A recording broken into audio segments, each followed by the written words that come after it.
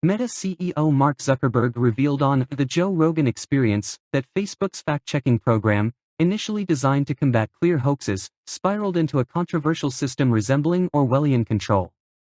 Zuckerberg described how the initiative, which aimed to address blatant misinformation, evolved into a platform perceived as politically biased, leading to widespread mistrust.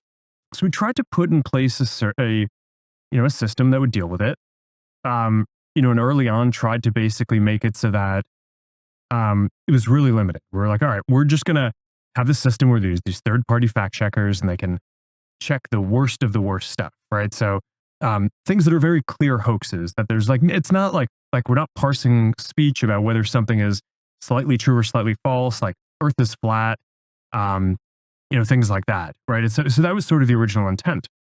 We put in place the system and it just sort of veered from there. I think to some degree, it's because some of the people whose job is to do fact checking, a lot of their industry is focused on political fact checking. So they just kind of veered in that direction. And we kept on trying to basically get it to be what we had originally intended, which is just, it's not, the point isn't to judge people's opinions. It's to provide this layer to kind of help fact check some of the stuff that seems the most extreme, but it just, it was just never accepted by people broadly. I think people just felt like the fact checkers were too biased.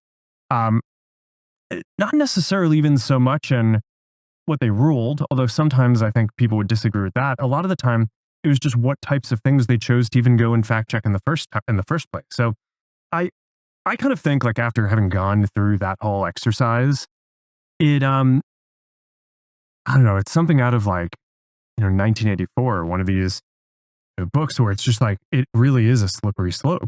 And it just got to a point where it's just, okay, this is destroying so much trust, especially in the United States, to have this program.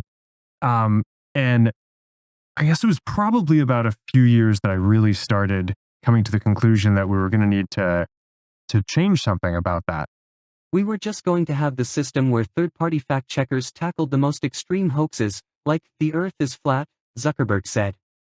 But it veered off course, and people felt the fact checkers were biased, not just in rulings but in what they chose to fact check.